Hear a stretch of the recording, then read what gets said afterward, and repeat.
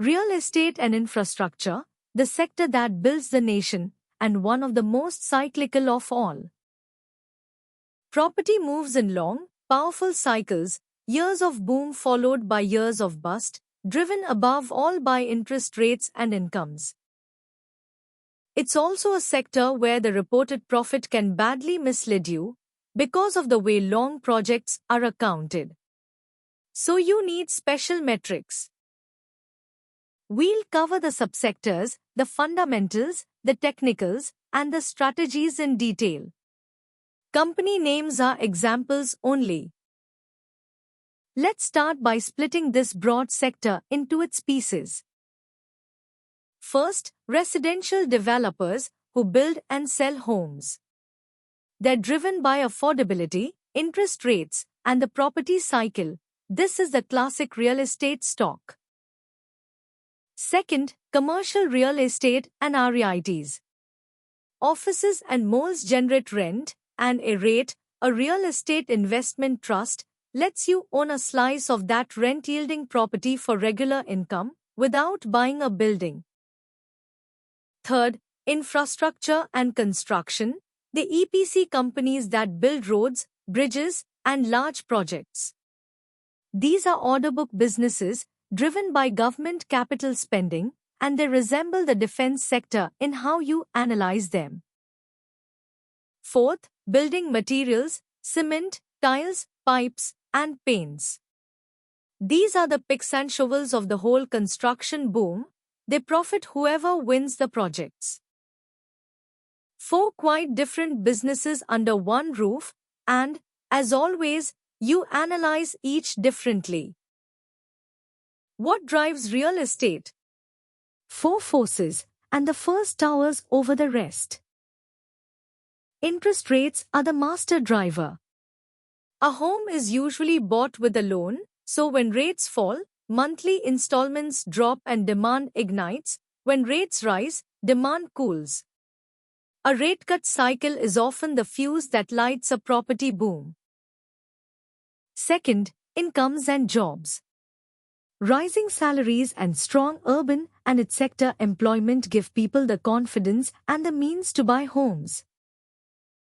Third, government capital spending. The budget's allocation to roads, railways, and infrastructure directly drives the construction and building materials side of the sector. Fourth, and never to be forgotten, the long cycle. Property doesn't drift. It runs in multi-year waves of boom and bust. Buying near the bottom of that cycle versus near the top can be the difference between doubling your money and halving it. Timing matters enormously here. Now the metrics that make real estate special, and here, reported profit lies, so we look elsewhere. The number one metric is pre-sales, also called bookings, the total value of homes a developer has actually sold in the period. Because of accounting rules, sold homes may not show up as revenue for years, so pre-sales is a far truer, more current measure of demand than the reported top line. This is the number to watch. The second is collections, the cash actually received from home buyers. This is the real cash engine of a developer. Strong collections fund the next project without more debt. The third is net debt. Property developers can carry heavy debt, and in a downturn that debt turns deadly, exactly as it does in metals. Lower debt is dramatically safer through the cycle. The fourth is the launch pipeline and unsold inventory. New launches signal future sales, while a big pile of unsold inventory signals an overhang that will weigh on prices and cash. Let's make that practical with a checklist for any real estate stock. 5 steps. Step 1. Look at pre-sales, the bookings, and their growth, not the reported revenue, which lags reality by years. Rising bookings mean rising demand. Step 2. Confirm collections are strong, so real cash is flowing in from buyers to fund the business. Step 3. demand low net debt. Favor the developers who survived the last property downturn with clean balance sheets. They'll survive the next one too and gain share. Step 4. Judge execution. In real estate, a developer's reputation for delivering projects on time and on quality is priceless. Buyers pay a premium for trusted names, and so should you. Step 5. Read the interest rate cycle, the master switch for the whole sector. Are rates rising or falling? That single question frames every real estate decision. That checklist keeps you on the safe side of a treacherous sector. On the chart, real estate is one of the most dramatic sectors there is. Track the Nifty Realty Index, but respect that it's very high beta. It delivers enormous rallies and equally deep falls, far more violent than the broad market. The classic catalyst is an RBI rate cut, which lowers home loan costs and is often the spark that ignites a realty rally. So watch the interest rate policy calendar as your key signal.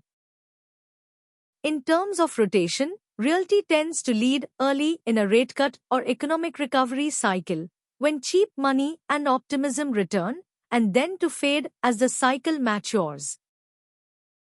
And like metals, it moves in long boom and bust waves. That rewards the patient cycle timer who buys in the gloom and punishes the latecomer who chases a euphoric top. How do you play real estate and infrastructure? 4 strategies. First, play the property cycle.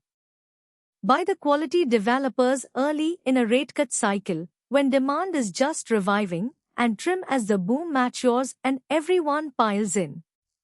Cyclicals reward timing. Second, own the loaded leaders. The strongest, best capitalized, branded developers gain market share in every cycle, especially after downturns clear out the weak. Quality compounds here. Third, if you'd rather have steady income than developer risk, use REITs. They hand you a regular rental yield from commercial property, a calmer way to invest in real estate. Fourth, the picks and shovels approach. Building materials companies like cement, pipes, and tiles, and the EPC construction firms ride the entire boom with less exposure to any single project going wrong. In this sector, low debt and cycle timing are your 2 best friends. Now the traps in real estate, and this sector has buried many investors. The first, trusting strong reported profit as proof of health. Accounting rules make property profit lag reality by years, so a company can report healthy profits from old projects even as new sales dry up. Always check current pre-sales and cash collections, not just the profit line. The second, the dangerous belief that property only ever goes up.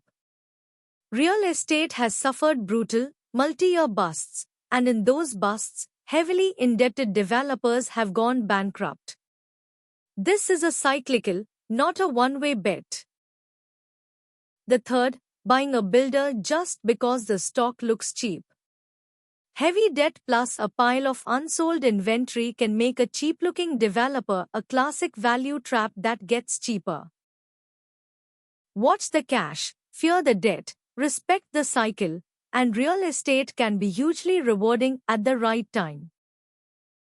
Real estate and infrastructure, gathered up. It spans residential developers, commercial and REITs, infrastructure construction, and building materials, each analyzed differently. Interest rates are the master driver, and a rate cut cycle is the classic spark for a rally. The key metrics are pre-sales, collections, and net debt. Never trust reported profit alone, because accounting lags reality. It's a high beta cyclical with brutal busts, so favor loaded leaders, time the cycle, and use REITs for income. Watch the cash and fear the debt. Next, one of India's best structural stories, specialty chemicals.